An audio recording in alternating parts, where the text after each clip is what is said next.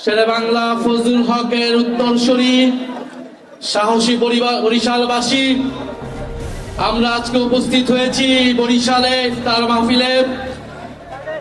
আজকের এই ইফতার মাহফিলে বরিশাল জেলা ও মহানগরের জামাত ইসলামের সম্মানিত নেতৃবৃন্দ, গণ অধিকার পরিষদ, খেলাফত মজলিস সহ 11 দলের যে সকল নেতৃবৃন্দ উপস্থিত রয়েছেন তাদেরকে শুভেচ্ছা জানাই। জাতীয় নাগরিক পার্টি এনসিপির বরিশাল বিভাগের অন্তর্গত জেলাসমূহের নেতৃবৃন্দ যারা রয়েছেন, ছাত্র শক্তি, যুব শক্তি, শ্রমিক শক্তির প্রতিনিধিগণ, আপনাদেরকে শুভেচ্ছা জানাই। প্রিয় বরিশালবাসী, জুলাই গণ অভ্যুত্থানের সাহসী ভূমিকায় বরিশালে রচিত হয়েছে। আপনারা তাদের উত্তরসূরি। জাতীয় নাগরিক পার্টি এনসিপির জন্য আপনারা দীর্ঘ সময় ধরে ক্লান্ত পরিশ্রম করে যাচ্ছেন। আপনারা দেখেছেন এবারের নির্বাচনে আমরা অংশ নিয়েছিলাম। আমরা 6টি আসনে বিজয় লাভ করে জাতীয় সংসদে পৌঁছে গিয়েছি, আলহামদুলিল্লাহ। কিন্তু আমাদের প্রত্যাশা ছিল অনেক বেশি। আমাদের সাথে ইলেকশনে যে ইঞ্জিনিয়ারিং হয়েছে, ইলেকশনে ফলাফলে যে কারচুপি হয়েছে, তার প্রত্যক্ষ উদাহরণ জনাব নাসিরউদ্দিন পাটোয়ারি, জনাব সার্জিস আলম এবং আমাদের দিনাজপুর আহাদ ভাই, ওনাদের ফলাফলে কারচুপি করে ওনাদেরকে হারিয়ে দেওয়া হয়েছে। এছাড়া 11 জোটের নেতৃবৃন্দদের বিভিন্ন দলের এমপি প্রার্থীদেরকেও হারিয়ে দেওয়া হয়েছিল। আমরা গণতন্ত্রের সাথে রাষ্ট্রীয় স্থিতিশীলতার স্বার্থে এই ফলাফল নিয়ে আমরা 2টি শপথ নিয়েছি। কিন্তু সরকারের দল যারা সরকার গঠন করেছে তারা 1টি শপথ নিয়েছে।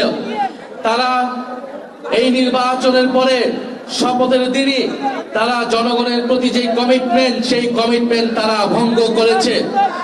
এবং আমরা ধীরে ধীরে দেখতে পাচ্ছি 1 মাসও হয়নি, কিন্তু দেশ আজকে কোন দিকে যাচ্ছে।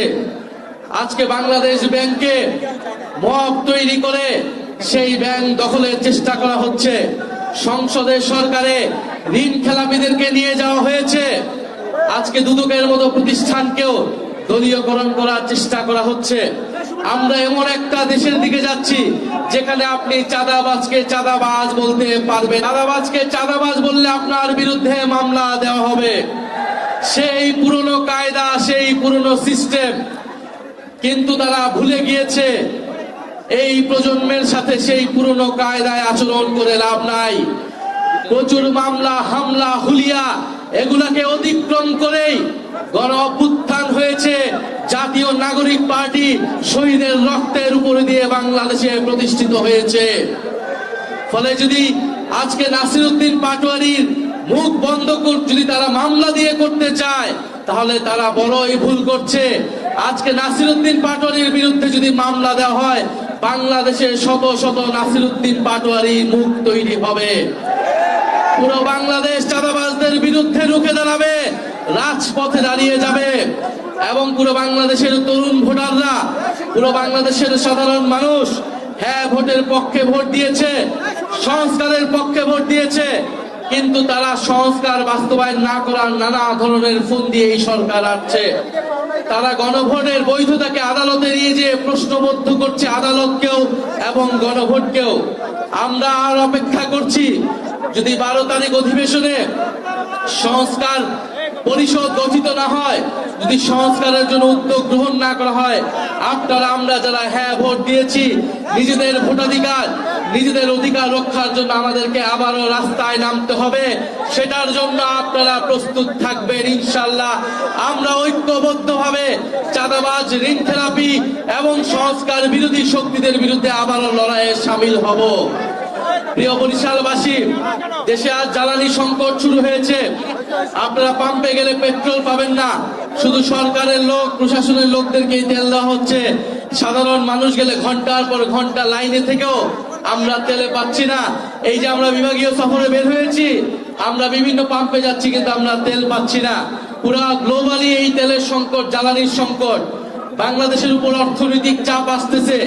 সেই চাপ মোকাবেলায় যদি বাংলাদেশের জনগণ সহায়তা না করে, যদি বাংলাদেশের সকল রাজনৈতিক পক্ষ ঐক্যবদ্ধ না থাকে, বাংলাদেশ অনেক ক্রাইসিসে পড়তে যাচ্ছে। যদি সরকার মনে করে এই সকল সংকট তারা একা মোকাবেলা করবে, তাহলে তারা ভুল করছে। কিন্তু আমরা দেখছি তারা বিভাজন তৈরি করছে, তারা মামলা হামলার পথে হাঁটছে এবং তারা সংস্কারের বিপক্ষে, বিচারের বিপক্ষে দাঁড়িয়েছে। আজকে এক শহীদ পরিবারের মা এসেছেন, আরো অনেক জুলাই যোদ্ধারা এখানে এসেছেন। আমরা দেখছি এই সরকার আসার পরে ট্রাইব্যুনালের চিফ প্রসিকিউটরকে পাল্টে দেওয়া হয়েছে। কেন পাল্টে দেওয়া হলো আমরা জানি না। একজন দলীয় ব্যক্তিকে, একজন অযোগ্য ব্যক্তিকে চিফ প্রসিকিউটর দিয়ে এই বিচার, এই জুলাই গণহত্যার বিচারকে প্রশ্নবিদ্ধ করার চেষ্টা করা হচ্ছে। আমরা অপেক্ষা করছি আর কিছুদিন।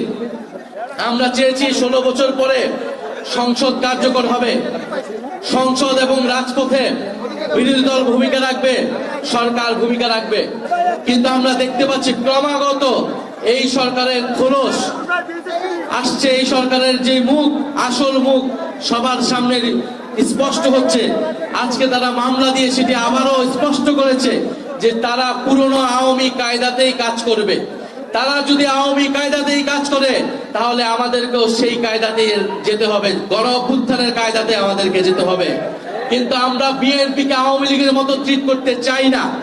বিএনপি জুলাই গণ অভ্যুত্থানের শক্তি হিসেবে আমাদের সাথে, আমরা একসাথে রাজপথে ছিলাম।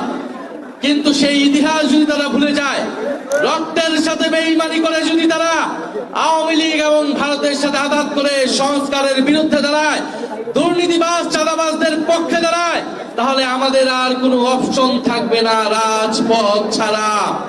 প্রিয় তরুণ সমাজ, আপনাদের প্রতি আহ্বান জানাচ্ছি, আগামী স্থানীয় সরকার নির্বাচনের জন্য আপনারা প্রস্তুতি নিন। জাতীয় নির্বাচনে যে কারচুপি হয়েছে, স্থানীয় সরকার নির্বাচনে আমরা সেই কারচুপি হতে দেব না। সাধারণ মানুষ আমাদেরকে ভোট দিয়েছে, কিন্তু আমরা ফলাফল ধরে রাখতে পারি নাই। এবারের স্থানীয় সরকার নির্বাচনে আমরা ঐক্যবদ্ধভাবে ভোট কারচুপি, ভোট ডাকাতদের বিরুদ্ধে, দুর্নীতিবাজ চাঁদাবাজদের বিরুদ্ধে আমরা প্রতিরোধ গড়ে তুলব। এই জন্য প্রত্যেকটা কেন্দ্রে আমাদের কমিটি লাগবে। আপনারা তরুণরা সেই কমিটি সংগঠন তৈরি করুন, ঐক্যবদ্ধ থাকুন। আমরা বরিশালে আবারও আসবো। আমাদের যে সাংগঠনিক যাতায়াত, যেটা গত 1 বছরে আমরা ডেভেলপ করতে পারি নাই, সেটা ইনশাল্লাহ এবার তৈরি হবে। আপনারা সংগঠিত হন। আমরা স্থানীয় সরকার নির্বাচনের জন্য আমরা প্রস্তুতি নিচ্ছি এবং আপনার এলাকায় চাঁদাবাজদের বিরুদ্ধে, সন্ত্রাসী দখলদারদের বিরুদ্ধে আপনারা প্রতিরোধ তৈরি করুন। সাধারণ মানুষকে নিয়ে কোনো দল মত এনসিপি লাগবে না। আপনারা নাসিরউদ্দিন পাটোয়ারির পথ ধরে সারা বাংলাদেশে এবং সারা বরিশালে চাঁদাবাজদের বিরুদ্ধে প্রতিরোধ তৈরি করুন। সাধারণ মানুষের পাশে দাঁড়ান, লাঠি হাতে নিয়ে থাকুন। যেই দোকানে চাঁদা দিতে আসবে, দোকানদার সহ সবাইকে ঐক্যবদ্ধ করে সেই চাঁদাবাজদেরকে এলাকা ছাড়া করুন। ইনশাআল্লাহ জনগণ আমাদের পক্ষে থাকবে। জনগণ এবারের নির্বাচন আমাদের পক্ষে ছিল, সামনের দিনগুলোতে আমাদের পক্ষে থাকবে। আপনাদের সাথে আবারও দেখা হবে। ইনকিলাব, ইনকিলাব।